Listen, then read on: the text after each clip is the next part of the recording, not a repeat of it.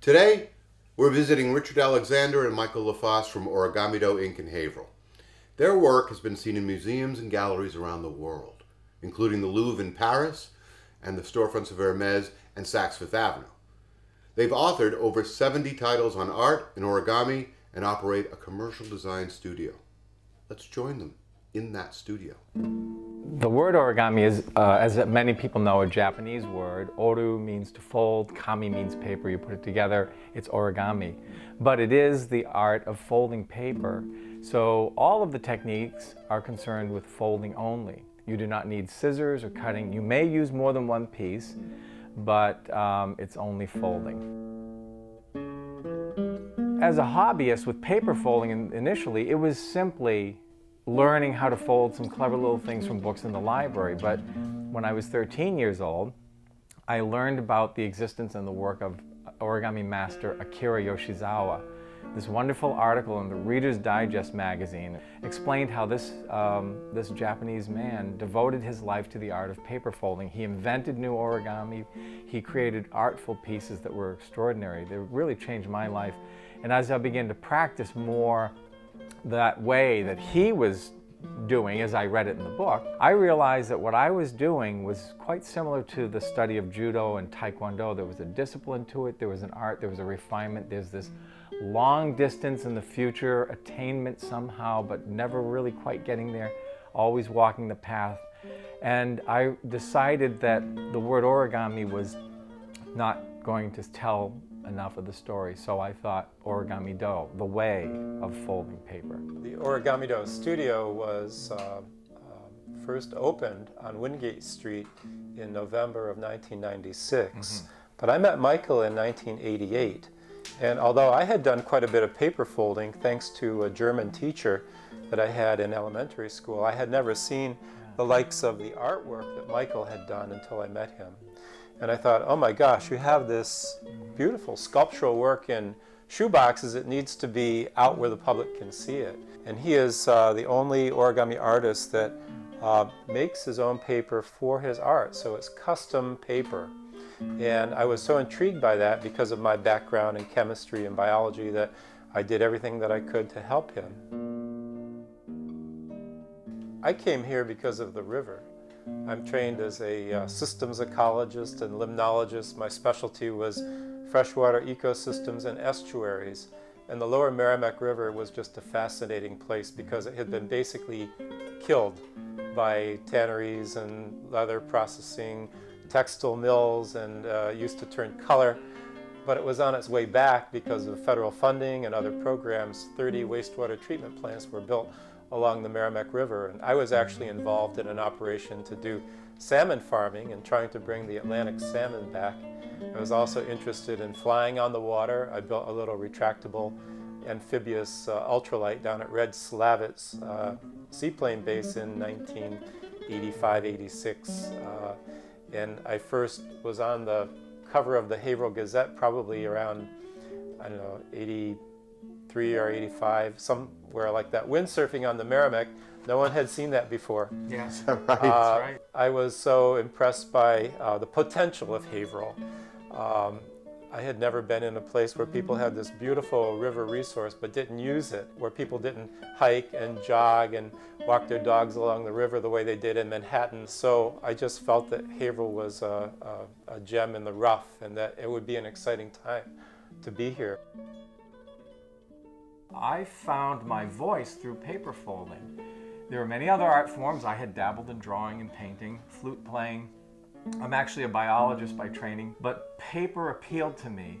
And when I realized that that was my voice, then I had a tool to express myself.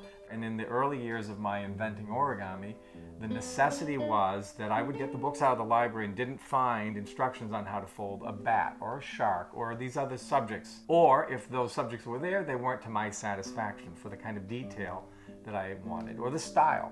So I began to stumble, and it's like throwing yourself in Paris and you don't speak or understand or can't read French, but then you bumble around and you get thrown around, and then it eventually gets to you. So you end up being able to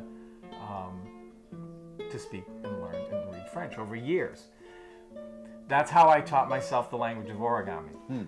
When I became fluent at it, it became simply a matter of imagining what the thing might look like, and then I knew how to fold it.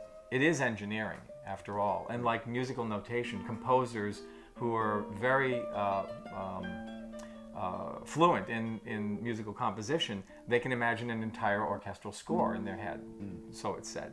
So they know how the parts have to fit together, and they can hear what they want, and they know how to notate it. And so it's the same thing. When Michael is developing a piece or making some decisions, it's very crystal clear to me what is successful and what isn't.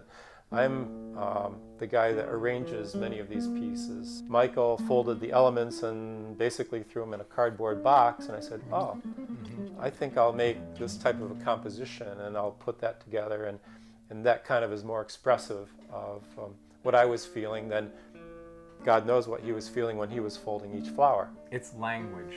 So many of us work within languages because we're taught them. You know, we're all speaking English now.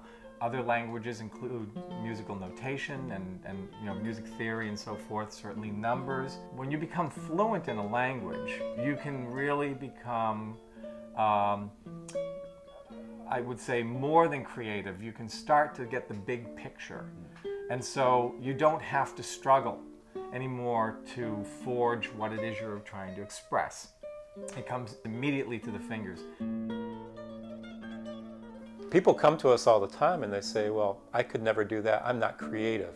Yeah. The fact is, maybe they don't know enough to be creative. Maybe you need to take an introductory course in art. A lot of people don't know what's possible because they haven't been exposed to some very basic skills. I hate to use that old saw, but I will. You know, necessity is the mother of invention. Invention speaks for creativity in that regard, and whenever we hear that expression, we often think of an emergency. I didn't have what I needed, so I had to improvise, and then there, all of a sudden, the person's forced to be creative. But the needs of a person's expressive effort, that's a need. Now, paper folding is pretty simple. You just take a piece of paper and you crease it. Now you've made two folds because one side is a mountain, the other side is a valley. The process itself is pretty simple, so everybody can do it. Origami does not have to be complex in order to be interesting. And when you ask, you know, is everybody creative? Well, some people don't have curiosity. They're not interested in things. And I think an artist is just perpetually interested in things. Elegance in origami is efficiency and no distracting creases. So that when you look at it, the whole form that's finished, all the planes, all the lines, everything should look like it's supposed to be there. And sometimes people will fold things and they end up looking tortured. They're bundled, bunched, and lots of papers lost up inside just to get it out of the way for no other good reason than to get it out of the way. And those things are not elegant. They're not fun to fold, they're not nice to look at. But then there's the expressivity. You can fold something to a fare thee well that has all of the geometric things in the right place, and then it looks dead. It looks like it was hammered flat out, I mean, by a machine or something, and it just doesn't have the spark of life. So the touch of the artist needs to be there as well. And doing both of those well, from the design concept all the way up to the final execution, assuming you've got the correct paper for what you're doing, that is a triumph when it's done well. That combination of expression and elegance is something that Michael excels at. When we've gone around the world and have seen origami designed by artists from different countries, the first thing that hits me right in the face about that is their nationality shows up. And they couldn't help but put it there. They didn't know they were putting it there. I come from the United States and I look at a Japanese person's folded pieces, and first of all, these are definitely Japanese designs. You go to France, these are definitely French pieces. These are definitely Spanish pieces. When you get to know the person better, and then you'll start to see what is in that piece of origami art that is uniquely from that individual. And so I feel that the things that I produce must also do the same thing, whether I do it on purpose or otherwise. If you're talking about a finished piece, Wilbur, the piglet, is the one for me. And Wilbur, I folded just that one piglet. I'll never do another one. It took a whole month. I went to the Topsfield Fair, watched the little piglets running around, did little sketches, and just watched them. And then I invented a way to fold a pig. Now, I said, well, okay, you know, it's going to make the shape of a piglet. But what happened was, after I made the right kind of paper, so it had the right foldability, the right color, the right texture to represent the little piglet's skin, I folded it. And this is one of these rare events for me where I don't remember doing it. I have a few pieces, my goldfish, which, you know, basically a few exist, and my Wilbur the piglet and a few others, where it's more of almost like a Zen experience. I don't know how else to explain it, but I do all the prep and the engineering. I do the inspiration. I go and take in whatever it is I wanted to learn about these things, and then it comes through my hands, and there it is. So I'm done folding Wilbur, and there he is, and it has the expression of, he's just trotting across the barnyard, happy and looking forward to who knows what.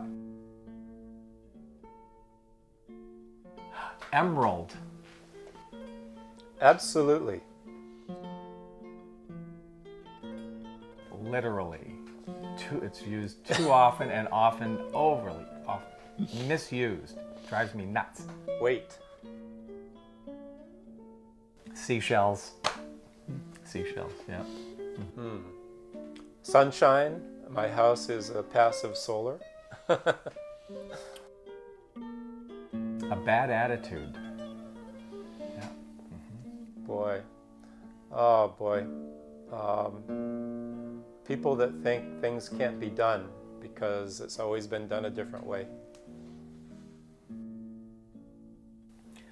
I love the sound of pebbles, the chatter clatter of pebbles rolling in the surf. When you get right at the shoreline, right when the water rolls them around, I love that, yeah. Oh, I love the sound of water. I love it in all of its forms, from taking a shower to, you know, swimming in the ocean. Screaming babies.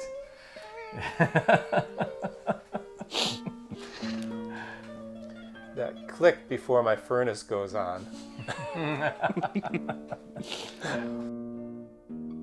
I would love to be a flute builder, the kind that works building concert flutes in gold and silver. It's a fascination of mine for all my life.